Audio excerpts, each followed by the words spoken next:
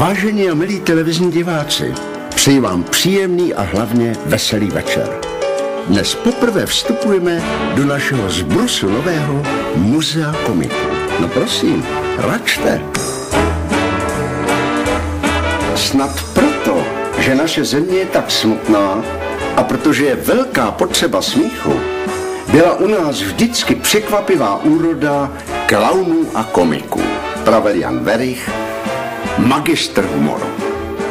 A skutečně, v roce 1891 svitla naděje, že i u nás v Čechách bude přeci jenom o něco veselej.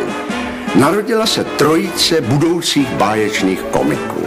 Vlasta Burian, Saša Rašilov a Ferenc Futurista. Co si to dovolíte, já jsem puntík! Pane, když jste puntík, tak patříte za větu anebo k boudě a jináč nemáte co ponoučet. A ty jedličkové ruky, to je zajímavé, jsou úrodné na komiky i nadále. Protože v roce 1901 se narodí Hugo Haas, Jaroslav Marvan a Marie Rosulková. How do you do? Promiňte, mně se udělalo a little shuffle. Rok 1921, no tak to je excelentní komik a můj miláček Felix Holzmann. Vím, toto je ten přeci italský výběrčí Cinge. Jo, počkejte, není to ten Cingiano? Rok 1931 to už bych nazval nad úrodou. Narodí se pánové Suchý, Smolia a pan Libíček, toho máme tady, a dvě dámy, shodou okolností obě Jiřinky, Jiřina Jirásková a Jiřina Bohdalová. Já jsem i Hinajze znala osobně. Rok 1941, no, poznáváte ji samozřejmě, Iva Janžurová. Ale tak milá návštěva. A rok 1951 to jsou letošní novopečení šedesátníci. Mirek Donutil a Naděja Konovalinková. No jistě. No, to je jubilantů, co? 9 z těchto osobností vás po 9 večerů přijde pobavit, potěšit a já doufám, že hlavně rozesmát. Náš cyklus má, řekl bych, docela trefný název. Komici na jedničku.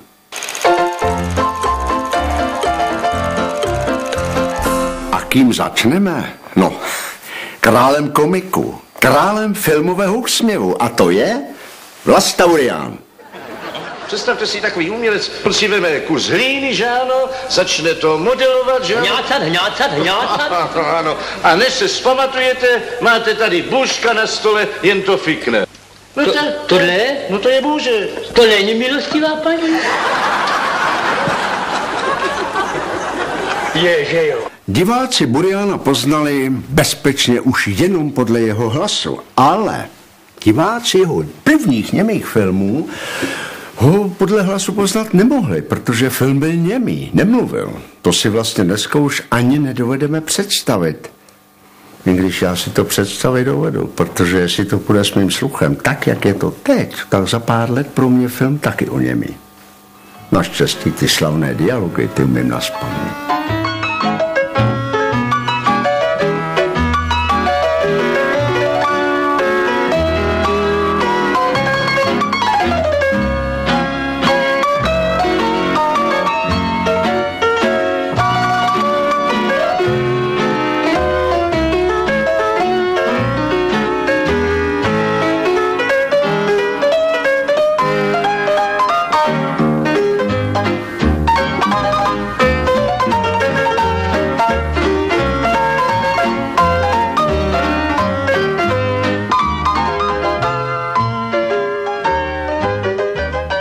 Burianův první zvukový film C.A.K. Polní maršálek, tahle ta zdařilá komedie o falešné maršálkovi, ten film dosáhl nebetyčného úspěchu a shlédlo ho 500 000 nadšených diváků, kteří do pokladny Považte odevzdali rovné 3 miliony korun.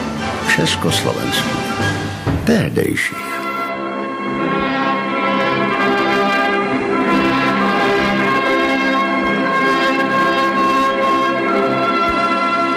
Vážený pane ministře, vítáme vás, pane ministře, a jsme rádi, že jste přišel mezi nás jako otec mezi svá děťa. Děti. Ku konci své řeči vám, pane ministře, přeji šťastný a veselý. Mezi mostí se vám dovolíme ke konci řeči, si vám dovolíme provolat třikrát sláva.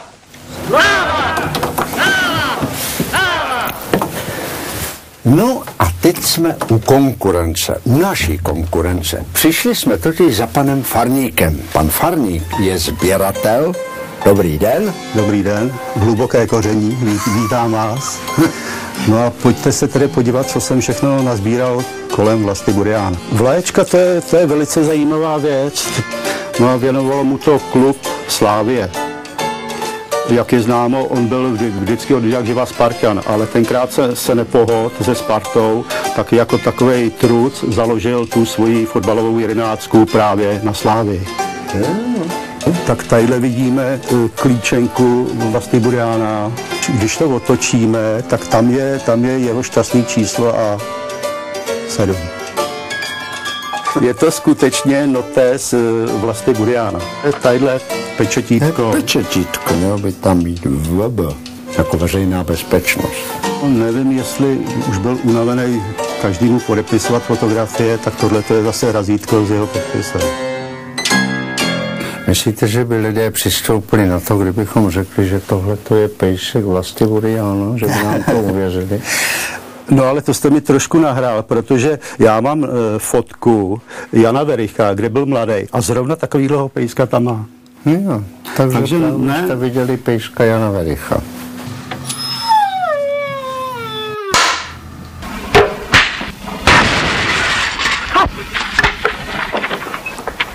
Sem na Žižkov se Burianovi rodiče přestěhovali 5. května roku 1901. To už bylo malému Vlastovi rovných 10 let. Do té doby žili v Liberci, ale pozor, německy to byl tehdy Reichenberg. A v tomhle vyloženě německém prostředí jeho tatínek, pan Antonín Burian, pracoval jako krejčí. A taky, jak se tehdy říkalo, pilně vlastenčil. Byl členem divadelního spolku, kroužku, hrál ochotnické divadlo, cvičil samozřejmě v Sokole, jako všichni Češi, a také zpíval s Vlasíkem na kůru. A když byli v Praze, vodil svého synka do opery. Oba rodiče tajně doufali, že jejich syn bude jednou slavným zpěvákem. Ze zpěvu mýval jedničky, také z kreslení a z tělocviku. Z dalších předmětů 2 i 3. Se všechno splete, ale jděte, co to chcete, říká děvče klukovi, když loudí. Protože se jaro žene, rád se každý zapomene, i ten starý kocour zabloudí. To neznáte, hadí mšku, děvčata, ten když se rozjede, co dovede? Já prosím, malá velká tlustá tenká vokatá, kterou si vezme do hlavy, tu dojede. Budoucí král komiků měl 2 křestní jména, jak tehdy bylo zvykem. Josef Vlastimil, jak si můžeme přečíst i na jeho vysvědčení z obecné školy. Ten, když se rozjede, nepovolí. Když začal Burian vystupovat profesionálně, pozměnil si své křestní jméno na Vlasta. Byla to tehdy móda a možná i tak trochu nadbíhání takzvanému lidovému divákovi, ostatně Fanda Mrázek, Saša Rašilov nebo Jarda Štercl. Ale nedělali to úplně všichni. Dovedete si třeba představit Honza Verich nebo Jirka Voskovec na plakátě? Já tedy ne. A tak se z všestranného sportovce, který především a rád obveseloval své sportovní přátele, stal profesionální kabaretier, který prošel těmi nejslavnějšími kabarety té doby. Takže vystupoval i tady v pražské Lucerně.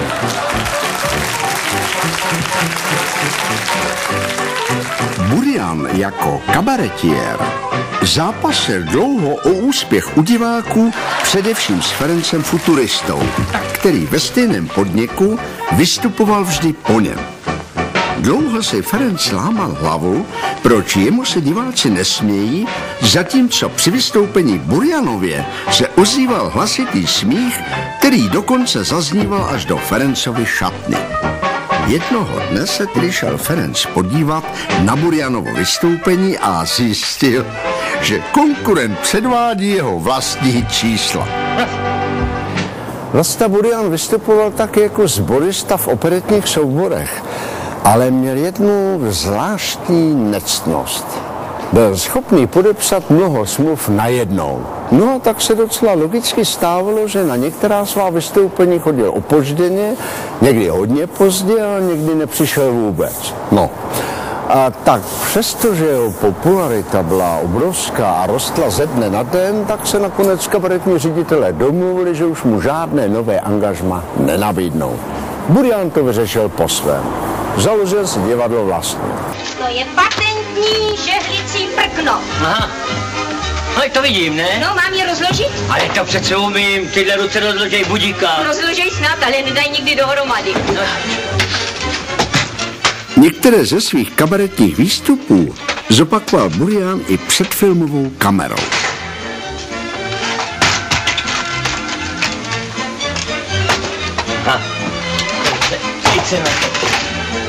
Jo.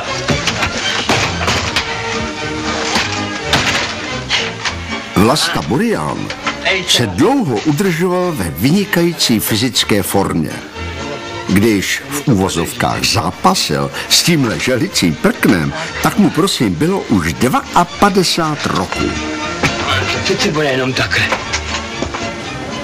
Tady v někdejší novostavbě paláce Báňské a hutní společnosti si nechal Vlasta Burjan postavit divadlo, tak říkajíc, podle svých představ. A naopak Báňská a hutní dokázala Burjanovu přítomnost využít pro vtipnou reklamu. Palác Báňské a hutní by se zřítil pod otřesy smíchu publika z Burjanova divadla, kdyby nebyl stavěn z oceli. Nezávazný projekt a nabídku na váš dům s ocelovou kostrou vypracuje vám Báňská a hutní společnost.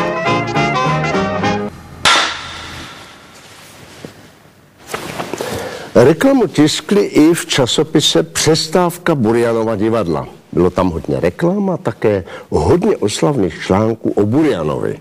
Umění sebepropagace, to Burjan zvládal dokonale.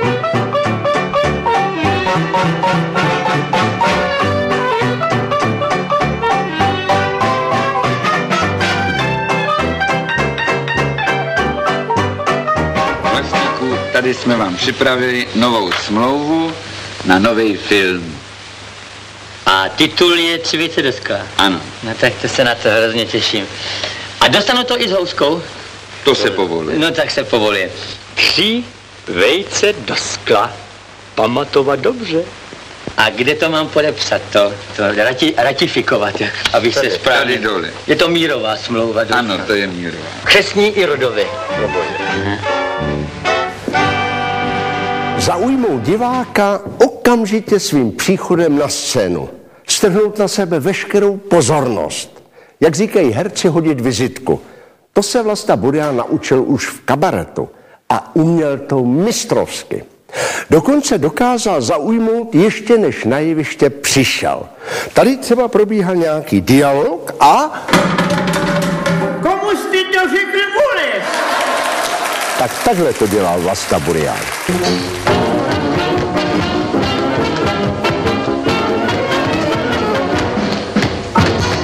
Vlasta Burjan musel mít neustále při sobě svou manželku. Chtěl jí mít, jak se říká, po ruce. A vyžadoval, aby byla dokonce přítomna na každém jeho představení a v divadle proto nechal zřídit pro ní speciální loži. Když se jednou paní Nina opozdila kvůli spuštěným závorám kdesi, dokázal oddalovat začátek představení tak dlouho, než ve své loži zasedla. Jednou se paní Nina zeptala Jaroslava Marvana, jestli ho baví 150krát hrát stejné představení. A Marvan prý pohotově a s úsměvem odpověděl: a vás baví 150krát vidět stejné představení? No, upřímně řečeno nebavilo jí to. A tak si časem vynutila, že o přestávkách v divadle bude prodávat občerstvení.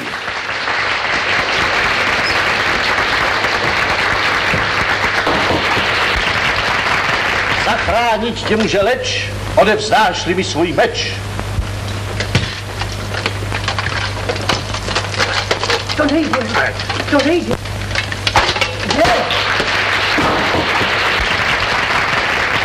Co jste to udělal? Teď mám po meči, já vám dám takovou popřeklici. Ticho!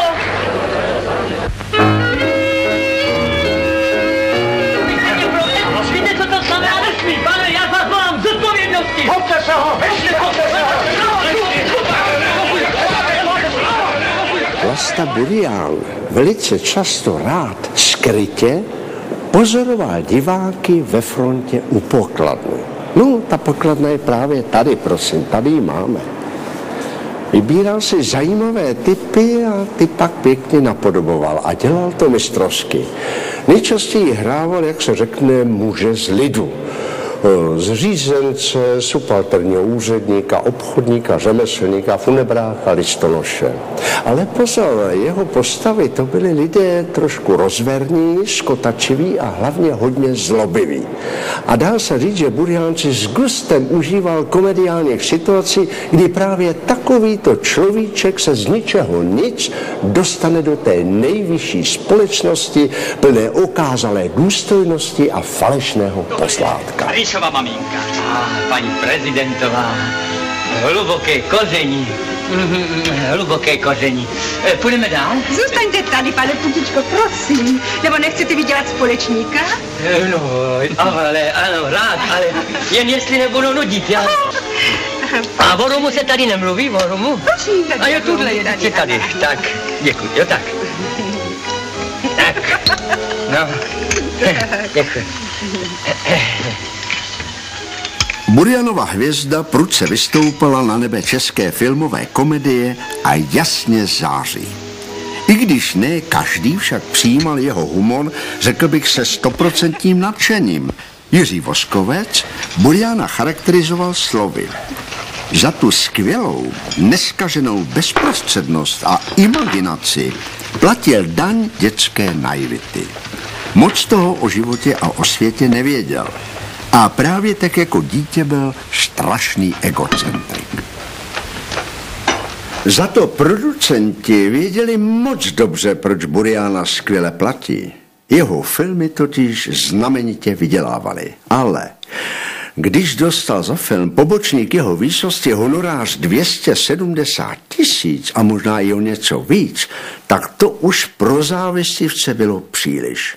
Prostě úspěch a peníze, to se v české kotlině, to se neodpouští. A tak se ozvali a docela hlasitě, že Burian vlastně donekonečna jenom varíruje CAK, rakouské důstojníky v jejich uniformách a že je to vlastně pořád stejné, ale Burian se ozval, nedal se. Do tisku napsal, že původně chtěl připravit naopak film o naší nové československé armádě a vystřelit si z českých důstojníků, ale Ministerstvo národní obrany a vláda zasáhla a prostě to nepovolila. Proto se musel oblézt zase do té CAK uniformy. Těšíte se? Mimochodem, film Pobočník jeho výsosti je jeden z 5, ke kterým se dělala německá mutace, německá verze. Burian německy mluvil znamenitě, řekl bych skvěle, ale přesto výřečnější byl v mateřštině. Gratuluji vám. Hej.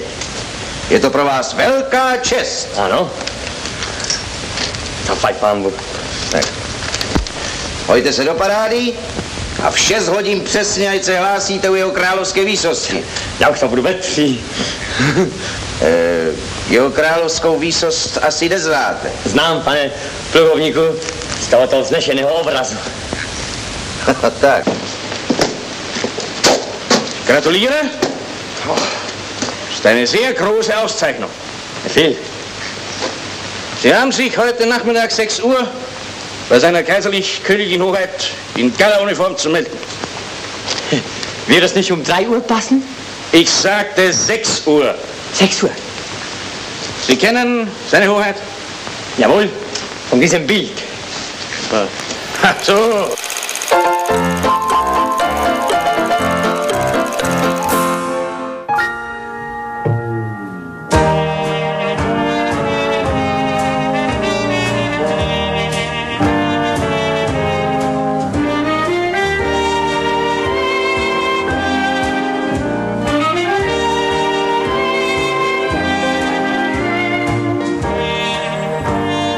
Tak tohle je, prosím, ta slavná vila Vlasty Buriana v pražských Dejvicích. Tady žil a pracoval.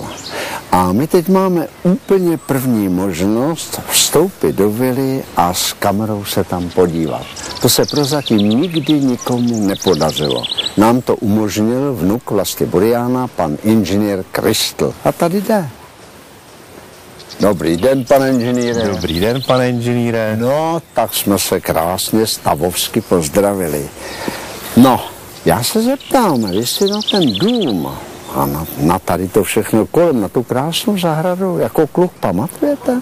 Bohužel ne, protože když děda odsud musel odejít, tak mě byly 2 roky. To bylo v roce 48. 48.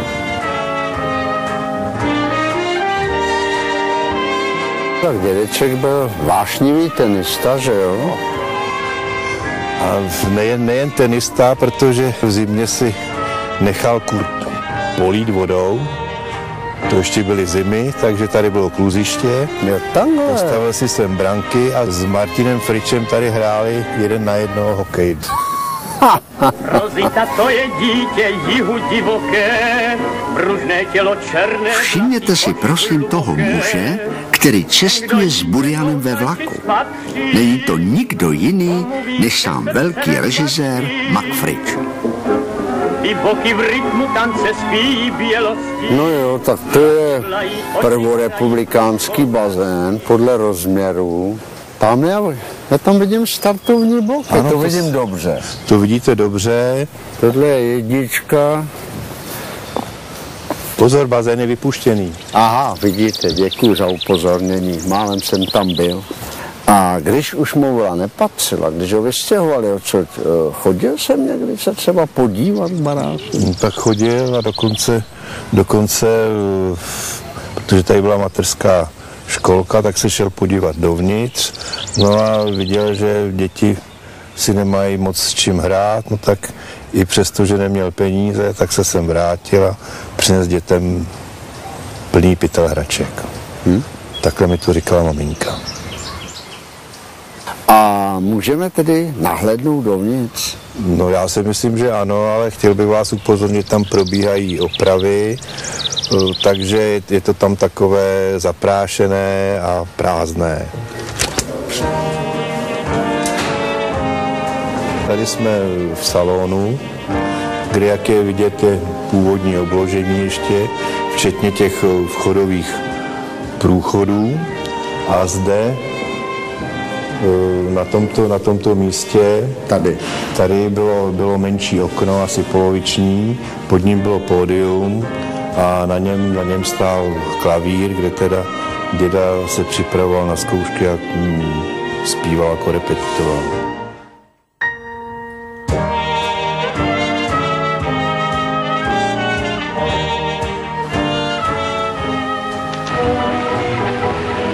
Dovolíte? Prosím.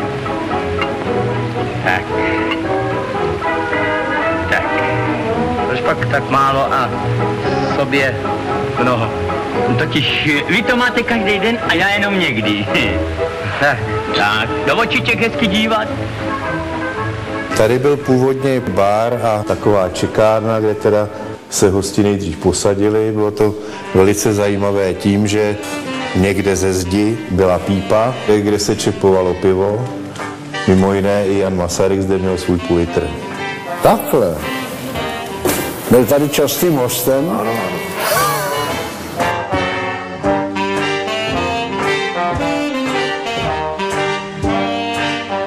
Jsem slyšel, no jak jsem koupil, tak prodávám, že ta vana nahoře je původní, mohli bychom ji vidět. Mohli a slyšel jste dobře. Budeme se podívat. Já už vidím tu vanu. Tak to je teda nádherná. To je nádherná a tohle to je teda... No, já jsem byl ve Fordově muzeu v Americe a myslím, že tohle by tam koupili teda jako exponát, protože to je nádherná věc.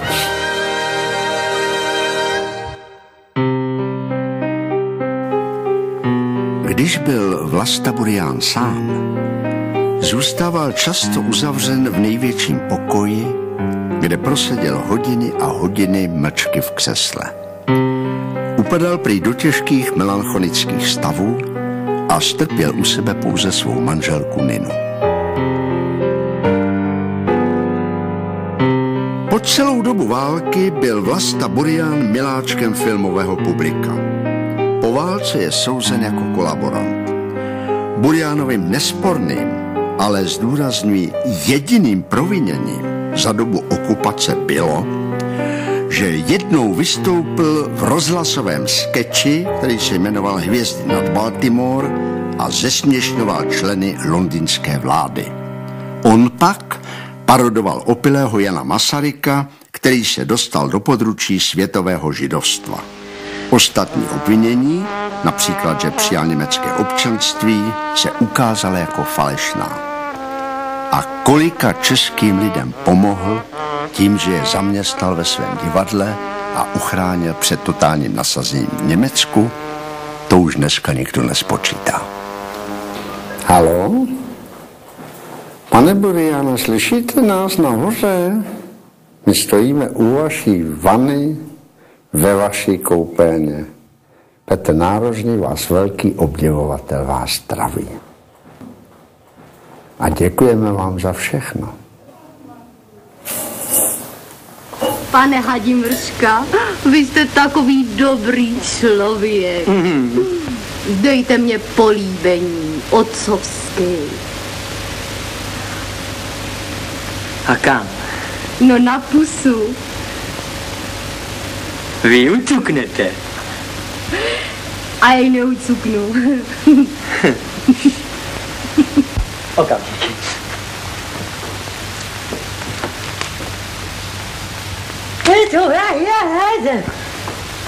Ježišmarja, Jaselek. Co kdybych dostal koutky nebo něco?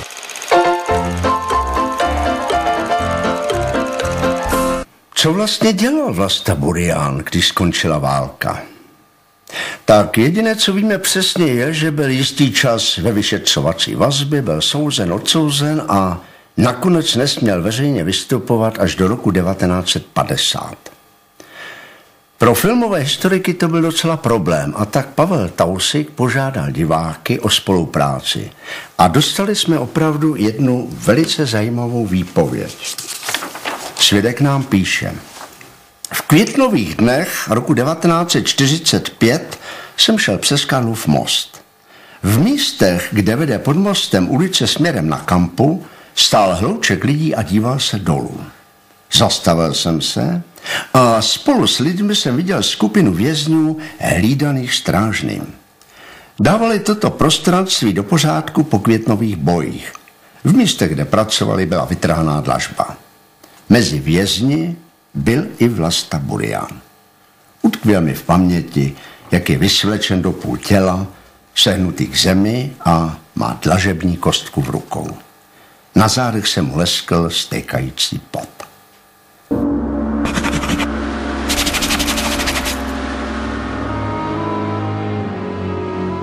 Když se po čase dostal Vlasta Burian konečně na svobodu, pracoval jako vážný v Severočeském dole, taky byl skladníkem a několik svědků se s ním dokonce setkalo na hříběcí boudě u Vrchlabí.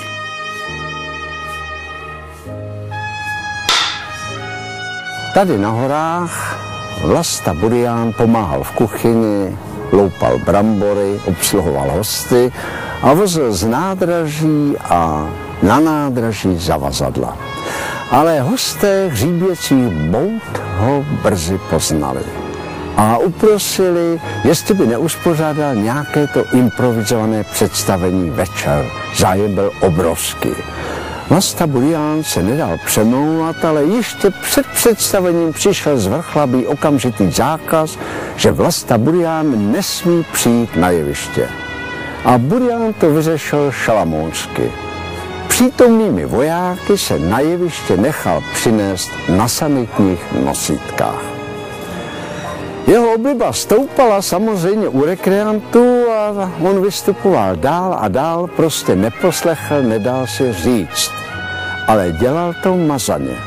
Po každém vystoupení zapsal pečlivě tržbu do knihy a veškerý výdělek odevzdal na opravu zdejší školy. Přeci jenom ještě nějakou chvíli trvalo, než se na jevišti objevil, abychom tak řekli, v plném lesku, v plné parádě.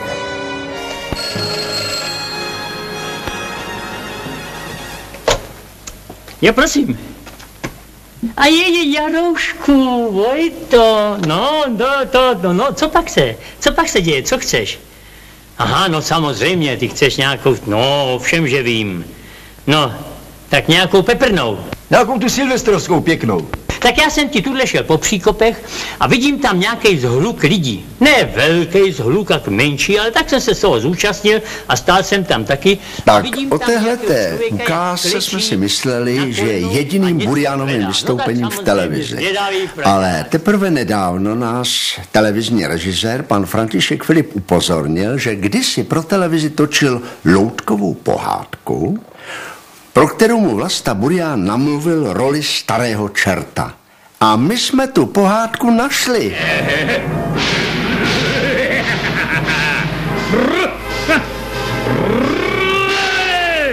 Červe pozemský, co tady chceš? Smyť? Neboj tě, nekaši, roztrhám.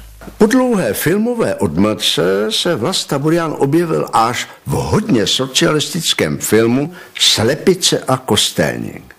Hrál tam prodejného kostelníka, který se spolčí se zlým kulakem, no s jakým jiným. Hodný kulak neexistoval, že? Jenom proto, aby škodil družstevníkům. Bylo jasné, že Vlasta Burian už si své role vybírat nebude. Tak pojď. Abys věděl, že držím slovo. Já. Tady máš.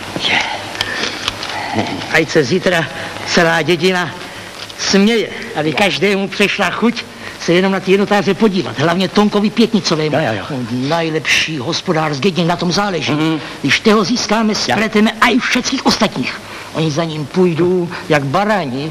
Víte, bez starosti, pane velkostatkářu, já jim dám co proto těm kolchomajzníkům. Jeho nejlepším poválečným filmem byla bezesporu filmová pohádka Byl jednou jeden král. Krále hraje a na trůně sedí Jan Werich a Vlasta Burian je mu rovnocenným partnerem.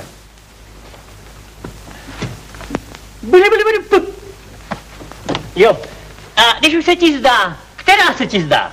Co ti myslíš, která se mi zdá? No Maruška, jině Maruška se mně zdá.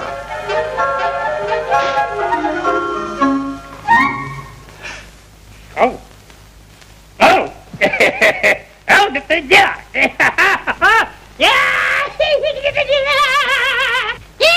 Tak co je s tebou? Je ti zle nebo co? Někdo mě nechtá!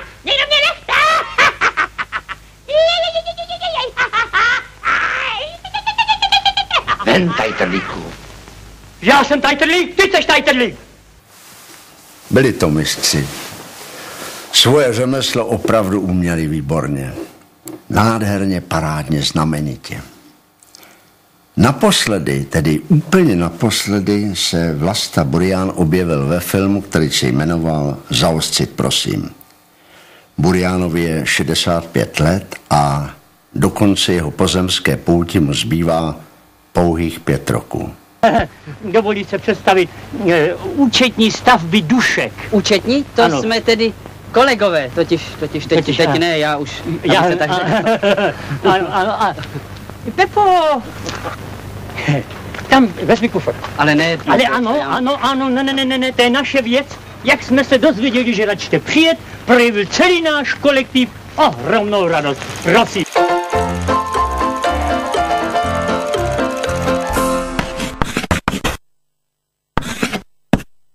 Poměrně dlouhou záhadou bylo Burianovo údajné turné do Spojených států.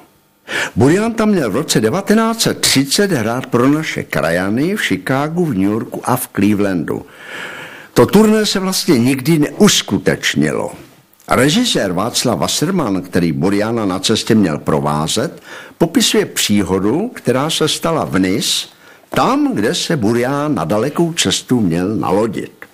Píše, Vlasta Burian si tenkrát uprostřed živé ulice nasadil na hlavu kornout od krásných jablek, která nakoupil v jednom stánku. A tak s jablky v rukou začal provlávat. Jablka, jablka, kupte si jablka. A když se lidé zastavovali a smáli se, tak prohodil. I co? Vždyť já toho klauna mohu hrát všude. Kvůli tomu štěstí v Americe zrovna hledat nemusím. Tady máš $, jdi mě oznámit a kup si za to nějaký pozemky. Yes, all right. Vy prý máte taky fotografii dokonce Vlasty Buriana s Charlie Chaplinem. No, to není konkrétní fotka, ale to jsem získal jenom obrázek. Ovšem ta fotka mně připadá takový jakoby nějaký podvod, ale nemůžu dokázat, jestli je to pravý. Marlene Dietrich je pravá, Charlie Chaplin je pravý, Vlasta Burian je pravý. Je to fotografie, kde jsou všichni tři a je pravá. Určitě nás to bude těšit víc. Do Ameriky jezděj parníky, když vystoupíš, připadá ti všecko veliký. Je to fakticky hrozně praktický, když tam jedeš umět anglicky. Dobrou noc, good night, výborně, alright, Pearl White už je offside. Dneska je today, dobrý den, kudy, já jsem byl taky chudej. His master's voice, Yankee Doodle, my appetite, this is strudel. Vlasta Burian uměl, řekl bych, naprosto geniálně napodobovat cizí řeči. Měl vynikající hudební sluch a tak rychle pochytil intonaci a melodičnost cizího jazyka. I, O, U, I. Őzeket magyarolák, ez ott magyarhoz beszélni. Ez ott nem lehet mindjárt, pingya, smingya, fingya, ötekas, ötves, betves, smucves, küncves, ez magyar elakhoz, hüppentek, ülnökezesök, ez ott magyarhoz hozzá nejlepší mejdlo je helada. Ale neméně vtipně dokázal vyjádřit i jazykovou bezmocnost.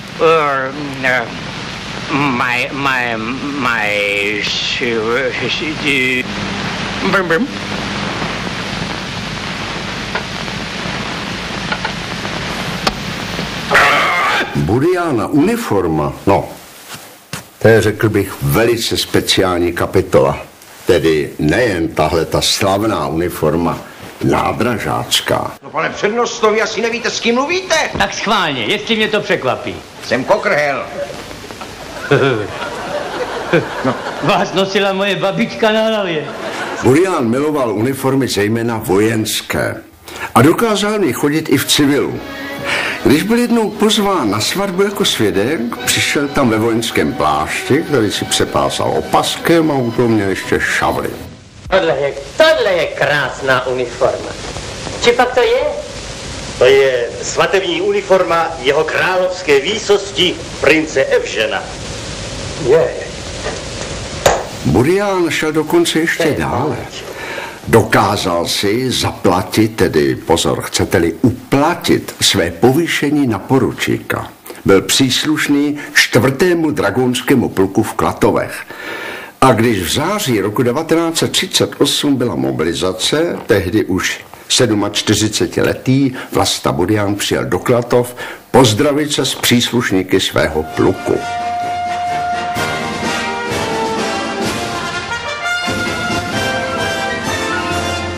No a jako voják si Vlasta Burian pěstoval také, řekl bych, perfektní fyzickou kondici, velice o sebe pečoval. Ale považte, on denně hrál divadlo, v neděli 2krát nebo 3krát. Filmoval, do toho měl celou řadu sportovních aktivit, hrál fotbal a nikdy nebyl nemocný. Jak říkají přátelé, dokonce nikdy ani neochraptěl. Navíc byl nekuřák a dlouhou dobu abstinent.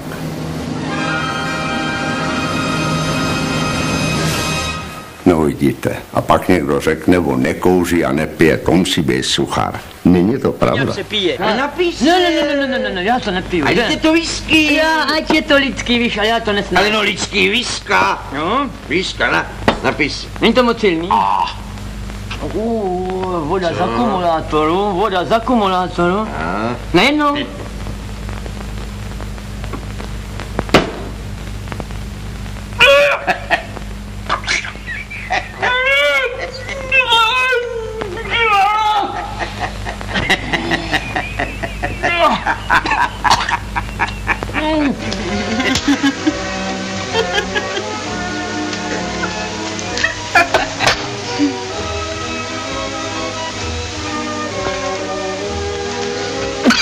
Prosím?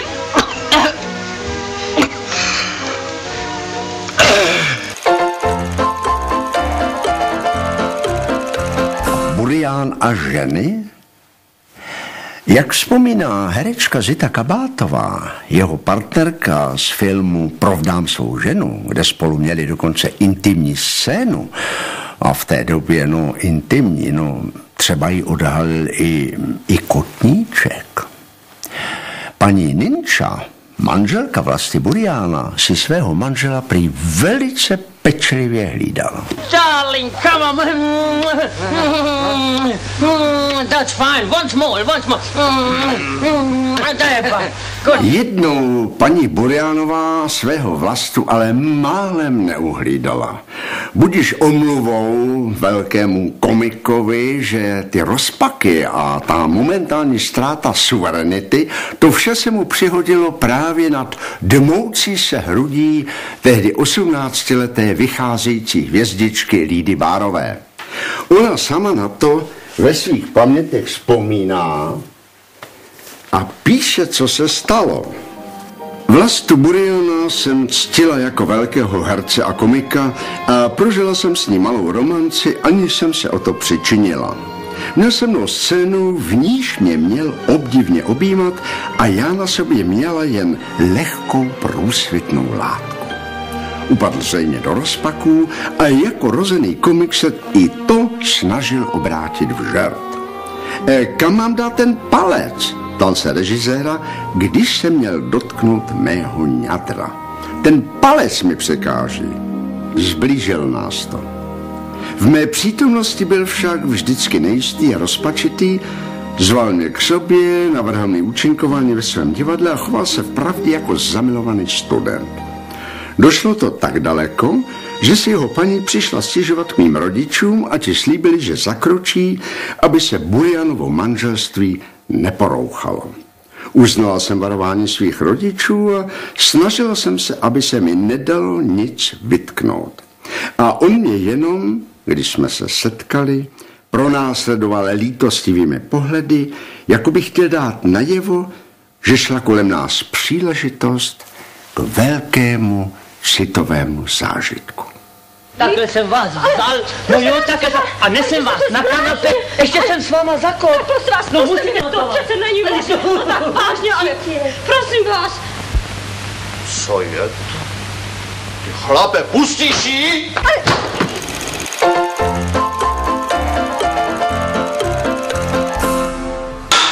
Vnuka Vlasty Buriána, pana inženýra Kristla, už jsme poznali. Prováděl nás přece vilu svého dědečka. Dneska jsem velice rád, že ho můžu přivítat u nás v našem muzeu komiků. Dovolte mi otázku. Kolik společných let, pokud se to tak dá říct, jste prožil s dědečkem? No, tak vzpomínám na něj víceméně z pohledu svých útlých mladých let, protože když zemřel v roce 62, tak mě bylo 15 let. Já už vám ukážu, jak se hraje mariáš. Já nevím, na mě už ztroskotali jiní třápkové. Ale no tak prosím, no tak račte. My máme zafixovaného samozřejmě tohohle komika jako strašně veselého a báječného muže, který kypí humorem a který umí neuvěřitelné kousky s rukama, umí hvízdat, zpívat, tančit, všechno. Byl taky někdy veselý doma? Aby bylo vidět na ručičky. No, nevzpomínám si.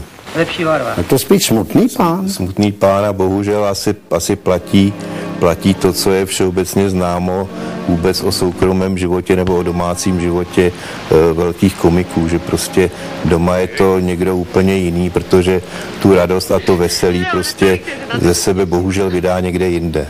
Je to pravda, no. Hrál vám někdy třeba loutkové divadlo? Ne, to ne. Nikdy? Nikdy. Nestrašil vás, nedělal třeba čerta? To ano, zejména, co vím, ještě mě se pokoušel strašit, ale z vyprávění maminky vím, že vždycky měla hrůzu z toho, když řekl, že jí půjde vykládat pohádku. Běda mi.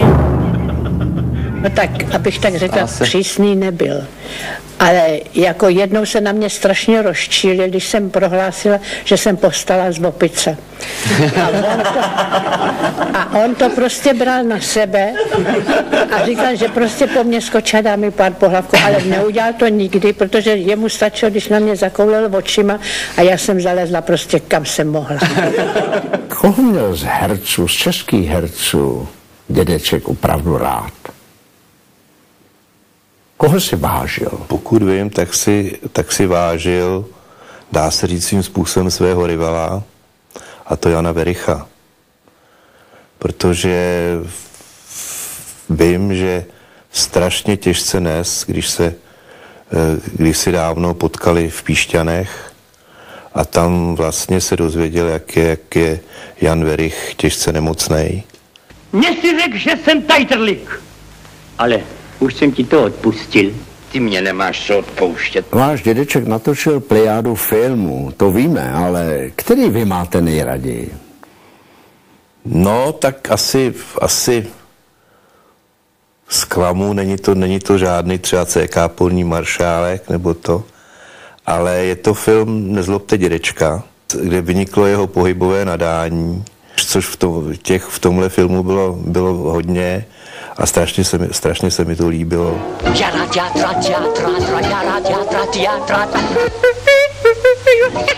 A tipněte si, který jeho film mám nejraději já. No, to, co málo o vás vím, tak si myslím, že by to mohlo být něco s dopravou a v tom případě je to Přednosta stanice. No, hurá. Vyhrál jste. Gratuluju. Děkuji. A představte si, my tady máme ten telegraf z toho legendárního filmu. No to je báječný. To je ten, z kterého leze ten nekonečný had, který oni se tam snaží dešifrovat. Tečka, čárka. No a teďka mi dovolte, já jsem si pro vás taky něco připravil. A co to bude? Je to památná plácačka z filmu Přednosta stanice. No, tak to musíme ukázat do kamery. To je opravdu ta pravá výpravka, nesmírně cenná relikvie do našeho muzea komiků. Já vám děkuji. Co je to? Je. A je to cinklo. To se rozumí, že cinklo. Vy tady máte přece telegram, ne? Telegraf vás volá. Teď z večera? No to se rozumí, no prosím, no. Jej. Co pak? Kdo to sem dal tohle? A co? Tohleto. Ale proboha vás, prosím, no. Co? Jak to odskakuje, hej? No to vidím, třeba jsem jak dřív neviděl telegraf. No tak prosím. No? A jo, už to jde. No tak přijmete telegram. No. Co? No abyste přijmul telegram. Přijímám? Ale no prosím vás, kolego. Vy to neznáte? No totiž znám, ale už jsem zapomněl. Tak co je to tady? Číst. No to musíte vědět vy. Ale pane kolego, nežestujte, no. Tečka, čárka, čárka. No, pane kolego, tak k věci, no. Jo. Tak co vám ohlašují? Patrně to nákladní vlák, víte. Jo, tadyhle. No. Pozor na kv. No, tak co, no. No tak dál, jaký? Vlak je hrozně dlouhý, každý myslí, že už je konec a ještě tam No tak, pane kolego, přeci nebudete počítat vagóny. Tak odpovězte na ten telegraf, no tak. Co se týče toho vlaku... Pane kolego, tak odpovězte. Ne. Proč? Ne, já s tím nemluvím. Burianova oblíbená výpravka. První cenná relikvie do naší sbírky. Vážení a milí televizní diváci, náš dnešní večer končí. Já se s vámi setkám zase za týden v tuhle dobu s dalším jedničkovým komikem, který byl o pouhých 5 měsíců mladší než Vlasta Burian. Račte si všimnout, že naše komiky uvádíme v jediném spravedlivém možném pořadí, tedy podle data narození. Přijde za vámi Saša Rašilov a když dovolíte opět moje maličkost. Já skončím Burianovým oblíbeným rčením. To byl Burian Vlasta a basta.